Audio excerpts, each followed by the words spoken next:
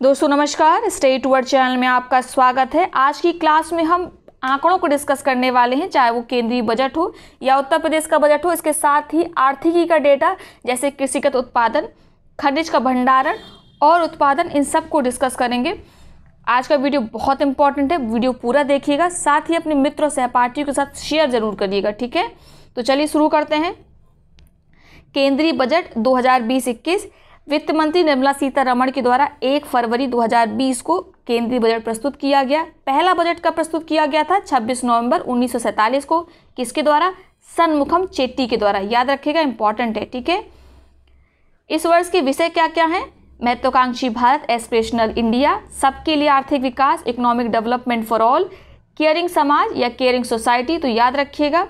Budget का आकार देख लेते हैं। बजट का आकार है 30,42,230 करोड़। 2-3 बार बोलिए, आपको याद हो जाएगा, ठीक है।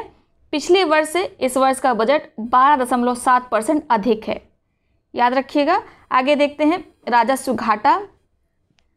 2020-21 का अनुमानित घाटा कितना रखा गया है? 2.7% ऑफ जीडीपी। जीडीपी का 2.7%। पिछले वर्ष का संशोधित आंकड़ा क्या है? 2.4%, ठीक है। 19-20 में अनुमानित किया था 2.3%। तो आप इन दो आंकड़ों को याद रखिएगा, ज़्यादा इंपॉर्टेंट है। आगे देखते हैं राजकोषीय घाटा। फिस्कल डेफिसिट 2020-21 में अनुमानित कितना है? 3.5%। पिछले वर्ष 2019-20 का संशोधित आंकड़ा क्या था जीडीपी का? 3.8%, ठीक है। और 2019-20 का अनुमान कितना लगाया गया था? 3.3%, याद रखिएगा। आगे प्राथमिक घाटा देख लीजिए। इस वर्ष का कितना अनुमान लगाया गया है? 0.4% जीडीपी का, ठीक है। और संशोधित आंकड़ा क्या है पिछले वर्ष का? 0.7%। आगे देखते हैं प्रभावी राजस्व घाटा। इस वर्ष अनुमान लगाया गया है कि प्रभावी राजस्व घाटा जीडीपी का 1.8% रहेगा, यानी 2020-21 की बात कर रहे हैं हम यहाँ पे। पिछली वर्ष संशोधित कितना था? 1.5%, याद रखना है। आगे देखते हैं बजट में रुपया कहाँ से आता है या आय के साधन क्या हैं, ठीक है। तो उधार व अन्य देवताओं से आता है 20%, ठीक है। निगम कर कितना आता है? 18%। और जीएसटी भी 18% है, तो इसको याद रखिएगा, ठीक है। कई बार जोड़े मिलाने को ही आ जाता है। आयकर 17% और सीमा शुल्क से 4% आता है बजट में। अब आना बचल गया तो जाता कहाँ कहाँ है रुपया, खर्च कहाँ होता है? करों और शुल्कों में राज्यों का हिस्सा सर्वाधिक है, 20% है। ब्याज अदायगी में 18% चला जाता है। केंद्रीय क्षेत्र की योजनाओं में 13% खर्च होता है। रक्षा पर 8%, आर्थिक सहायता 6% और पेंशन में 6%। तो इनको याद कर लीजिए अच्छे से। 2-3 बार वीडियो देख लीजिएगा रिपीट पे, तो आपको याद हो जाएगा। अब देखते हैं भारत से किन वस्तुओं का निर्यात ज़्यादा होता है, ठीक है। निर्यात में अंश किसका ज़्यादा है? तो पेट्रोलियम उत्पाद शीर्ष स्थान पर है, फिर मोती और बहुमूल्य पत्थर हैं, ठीक है। फिर औषधि एवं जैविकी उत्पाद हैं, फिर स्वर्ण व अन्य आभूषण है, और 5वें नंबर पर है आपका लोहा और इस्पात। याद रखिएगा। आयात हम किन किन चीज़ों का करते हैं? सर्वाधिक अंश किसका है? पेट्रोलियम का, ठीक है। पेट्रोलियम क्रूड याद रखना है। फिर स्वर्ण है, फिर पेट्रोलियम उत्पाद है, और आखिरी में है कोयला, ठीक है। कुल वैश्विक निर्यात में भारत का अंश 2018 में मात्र 1.64% था, याद रखिएगा। आगे देखते हैं 2020-21 के बजट में कुल व्यय का कितना परसेंट है सब्सिडी? 8.62%, ठीक है। और रक्षा पर कुल व्यय का कितना खर्च किया जाएगा? 15.49%। इंपॉर्टेंट है, इसको अच्छे से याद कर लीजिए। अगर अमाउंट देखें तो कितना है? 3,23,053 करोड़। और वहीं सब्सिडी पे कितना खर्च होगा? 2,62,108.76 करोड़, याद रखिएगा, ठीक है। इस वर्ष जो सब्सिडी के लिए आवंटन किया गया है वो पिछली बार से 0.55% कम है, याद रखना है। सब्सिडी का अमाउंट तो हमने देख लिया कितना है, 2,62,108.67 करोड़। अब मदवार किस किस में खर्च किया जाएगा कितना, उसको देख लेते हैं। तो सबसे ज़्यादा खाद सब्सिडी खर्च होती है, कितनी? लगभग 44.1%। दूसरे नंबर पर यूरिया है, तीसरे नंबर पर एलपीजी और चौथे नंबर पर है पोषण आधार, ठीक है। तो सबसे ज़्यादा किस पे खर्च होती है? खाद सब्सिडी पे, याद रखना। दूसरे नंबर पर यूरिया है। आगे देखते हैं, किसान क्रेडिट योजना या कार्यक्रम को 2021 तक के लिए विस्तारित किया गया है। इसको शुरू कब किया गया था? 1998 में। अब आगे देखते हैं, प्रति व्यक्ति आय शीर्ष राज्य कौन से हैं? पर कैपिटल इनकम किस राज्य में शीर्ष पर है? तो पहले नंबर पर है गोवा, दूसरे नंबर पर है सिक्किम और तीसरे नंबर पर है हरियाणा। ठीक है, अगर आप केंद्र शासित प्रदेश में देखोगे तो पहले नंबर पर दिल्ली है, और ओवरऑल देखोगे तो पहले नंबर पर है गोवा, फिर है दिल्ली, फिर है सिक्किम और फिर है हरियाणा। इस वर्ष जो बजट प्रस्तुत किया गया था उसमें एमएसएमई की परिभाषाओं में परिवर्तन किया गया है, तो बहुत हद तक चांस है इसको पूछ लिया जाए। तो एक बार हम एमएसएमई की परिभाषाओं को डिस्कस कर लेते हैं। पहले माइक्रो एंटरप्राइजेस सूक्ष्म इकाई की परिभाषा क्या थी? निवेश अधिकतम हो विनिर्माण क्षेत्र में 25 लाख और सेवा क्षेत्र में 10 लाख, तो उस इकाई को बोल दिया था कि वो माइक्रो इकाई है। ठीक है, लेकिन अब नई परिभाषा के अंतर्गत क्या किया जाएगा? निवेश चाहे वो आपका विनिर्माण क्षेत्र या सेवा क्षेत्र, अधिकतम कितना हो सकता है? 1 करोड़ रुपए। वार्षिक टर्नओवर 5 करोड़ होना चाहिए। अगर ये फुलफिल होता है तो ही उसे सूक्ष्म इकाई कहा जाएगा। ठीक है, इसके ऊपर होगा तो कंडीशंस बदल जाएंगी, तो उसको याद कर लीजिए। आगे देखते हैं, सूक्ष्म तो बात कर चुके, सॉरी, लघु इकाई की बात करते हैं। तो लघु इकाई में पहले डेफिनेशन क्या थी कि विनिर्माण क्षेत्र में अधिकतम निवेश 5 करोड़ और सर्विस क्षेत्र में, सेवा क्षेत्र में अधिकतम निवेश 2 करोड़ होता है, तो वो क्या होता है? स्मॉल एंटरप्राइजेस होता है। लेकिन नई परिभाषा के अनुसार क्या किया गया है? चाहे वो विनिर्माण क्षेत्र हो या सेवा क्षेत्र हो, अधिकतम निवेश 10 करोड़ होगा, वार्षिक टर्नओवर अधिकतम 50 करोड़ होगा, तो ऐसा एंटरप्राइजेस स्मॉल एंटरप्राइजेस कहलाएगा। तीसरी और आखिरी डेफिनेशन बात करते हैं, मीडियम एंटरप्राइजेस। ठीक है, पहले क्या था? अधिकतम निवेश विनिर्माण क्षेत्र में 5 करोड़ था और सर्विस क्षेत्र में 5 करोड़ था। ठीक है, ये निवेश था। अब वार्षिक टर्नओवर भी रख दिया गया है, तो निवेश सेवा और विनिर्माण दोनों ही क्षेत्रों में अधिकतम 50 करोड़ और वार्षिक टर्नओवर जो है वो 250 करोड़ से अधिक नहीं होना चाहिए। ठीक है, तो ये मीडियम एंटरप्राइजेस की डेफिनेशन है। चलिए एक बार फिर से रिवाइज कर लेते हैं। माइक्रो एंटरप्राइजेस में नई डेफिनेशन के अनुसार अधिकतम निवेश 1 करोड़ का होगा। ठीक है, टर्नओवर 5 करोड़ का होगा। वहीं लघु इकाई या स्मॉल एंटरप्राइजेस में अधिकतम निवेश 10 करोड़ होगा, वार्षिक टर्नओवर अधिकतम 50 करोड़ होगा। मीडियम एंटरप्राइजेस में अधिकतम निवेश 50 करोड़ होगा और वार्षिक टर्नओवर अधिकतम 250 करोड़ होगा। इसको 2-3 बार याद कर लीजिए। ठीक है, इसके पूछे जाने की संभावना काफ़ी अधिक है। आगे देखते हैं, प्रति व्यक्ति आय पर कैपिटल इनकम कई बार पूछी जाती है और इसकी पूछे जाने की संभावना भी अधिक है। स्थिर मूल्यों पे देखते हैं, कंपेयर किस ईयर से किया जाता है? अगर स्थिर मूल्य है तो 2011 और 12 को बेस ईयर की तरीके से लिया जाता है, आधार वर्ष है ये। तो इस वर्ष कितनी है आय? 19-20 में 94,954। पिछले वर्ष कितनी थी? 52,085 रुपये, याद रखिएगा। ठीक है, चालू मूल्यों पे देख लें, करंट प्राइस पे, तो इस वर्ष कितनी है? 1,34,226 रुपये। ठीक है, पिछले वर्ष कितनी थी? 1,26,521 रुपये। इंपॉर्टेंट है, याद रखिएगा।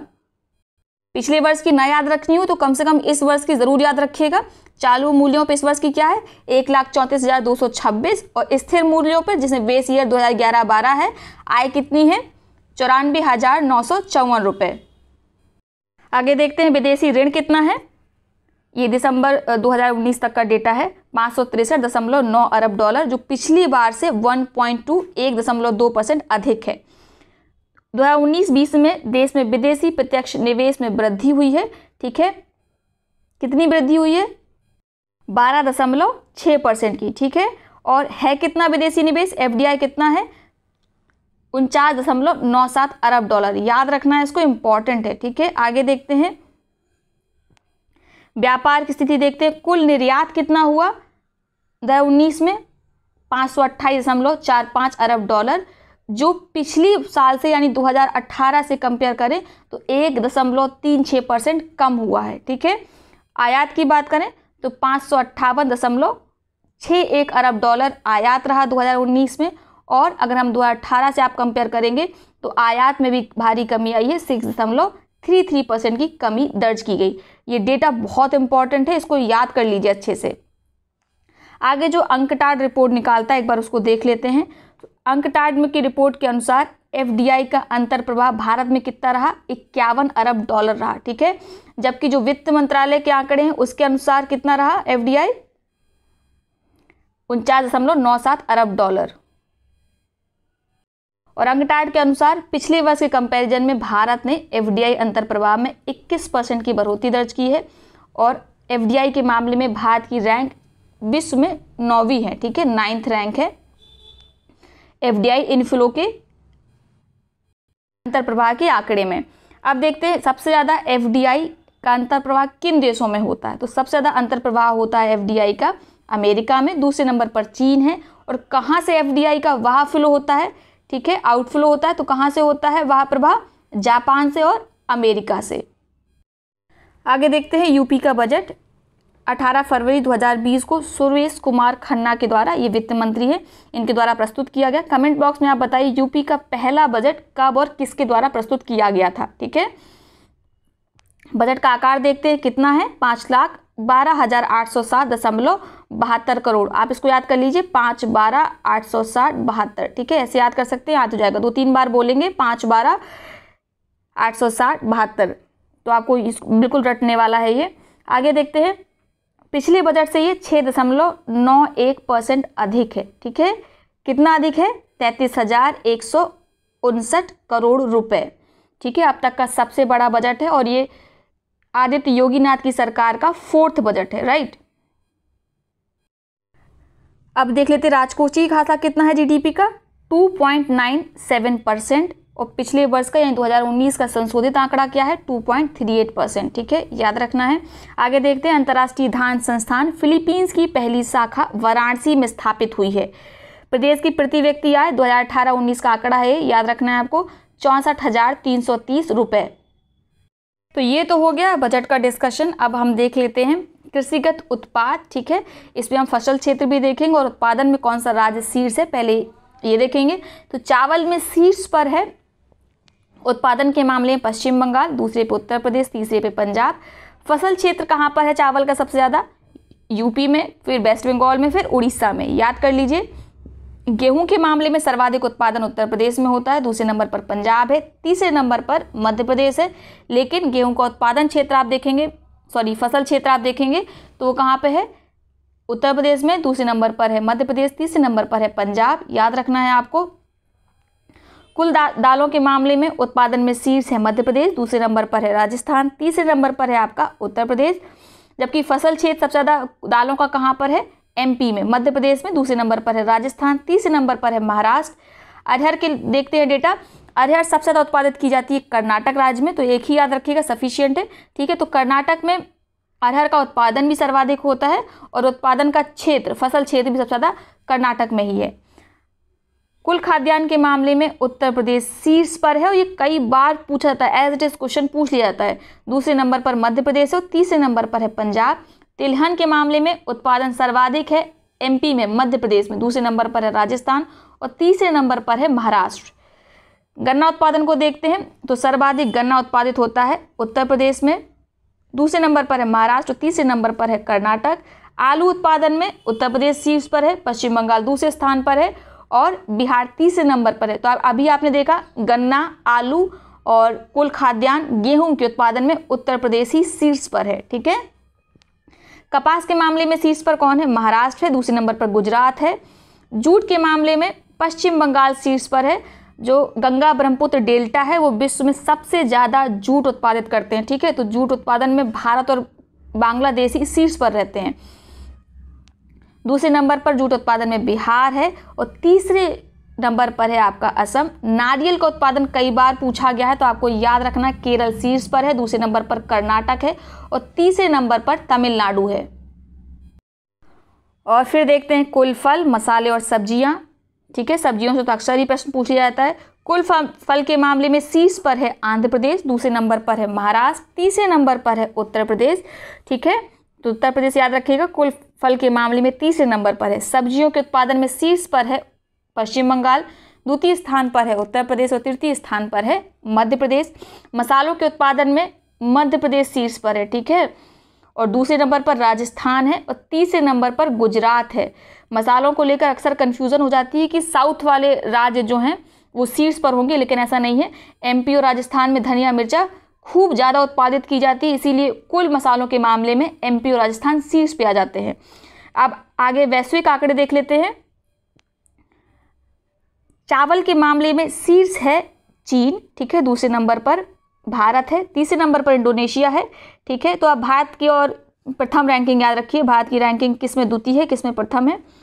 गेहूं के मामले में प्रथम स्थान है चीन का, दूसरा स्थान है भारत का। दलहन के मामले में भारत शीर्ष पर है, इंपॉर्टेंट हो जाता है, याद रखना है, ठीक है।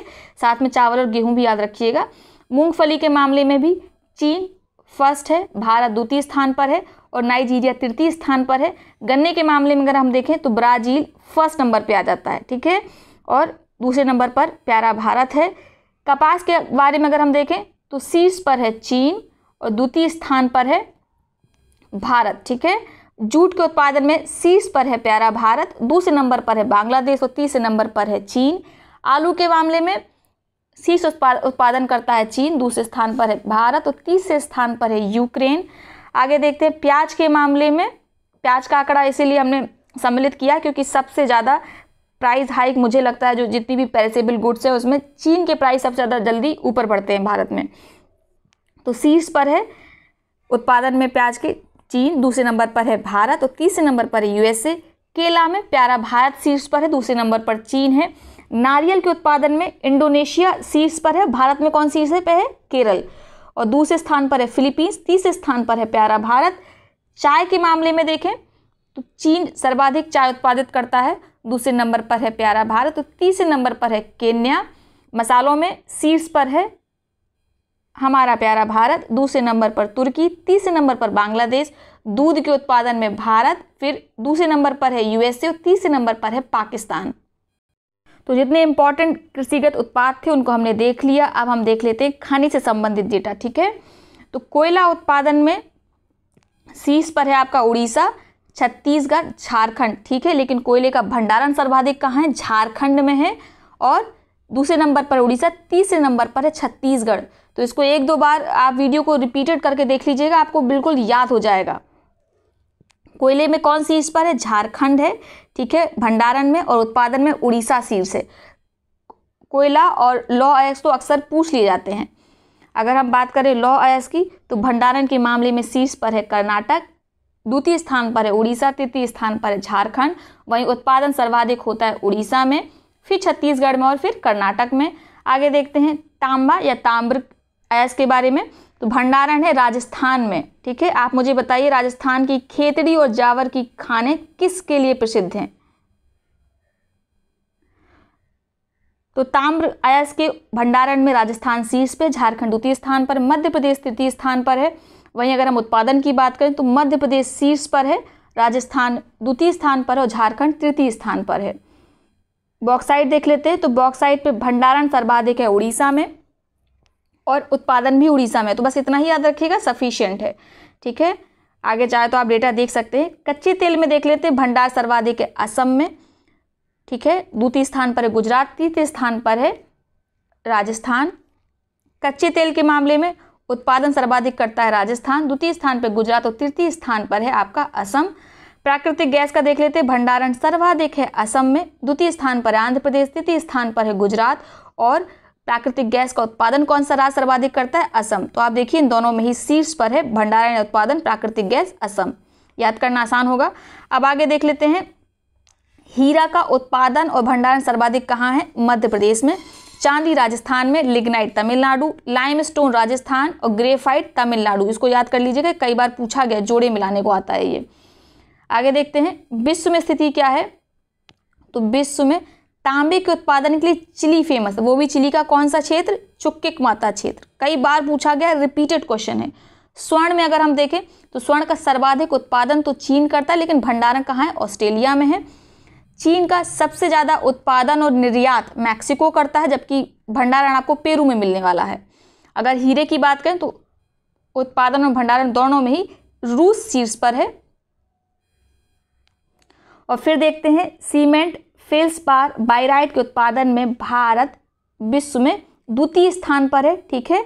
यदि आप सीमेंट और बाइराइट की बात करें तो इसमें शीर्ष पे कौन है, चीन है, और फेल्सपार में शीर्ष पर है तुर्की, ठीक है, टर्की।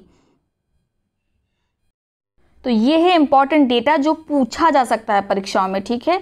वीडियो को आप लगातार 2 या 3 बार देख लीजिए, ठीक है। सुबह उठ के एक बार देख लीजिए, 20 मिनट का वीडियो है, और इससे अगर प्रश्न पूछा गया आंकड़ों से तो ऐसा कोई चांस नहीं है कि इस वीडियो से बाहर एक भी प्रश्न आए। जितना हो सकता था सब कवर किया गया है, चाहे आपका बजट हो, चाहे यूपी का बजट हो या भारत का बजट हो या अन्य कोई आंकड़े हो, सबको रखा गया है, ठीक है। आप पर कैपिटल इनकम वगैरह भी इसी में देख सकते हैं। अब आपको बजट वगैरह की पढ़ने की ज़रूरत नहीं है, इवन आर्थिकी की इतनी मोटी सी किताब भी पढ़ने की आवश्यकता नहीं है। साथ ही यदि आप एक अन्य वीडियो चाहते हैं जिसमें हम आर्थिकी में जो 1 लाइनर दे रखा है, अगर वो वीडियो चाहते हैं तो कमेंट बॉक्स में कमेंट करिएगा, उसको भी हम दूसरे वीडियो में रिकॉर्ड कर देंगे। तो चलिए आज के वीडियो को शेयर ज़रूर करिएगा, यदि वीडियो पसंद आए तो वीडियो को लाइक करिएगा, ठीक है। बहुत बहुत धन्यवाद।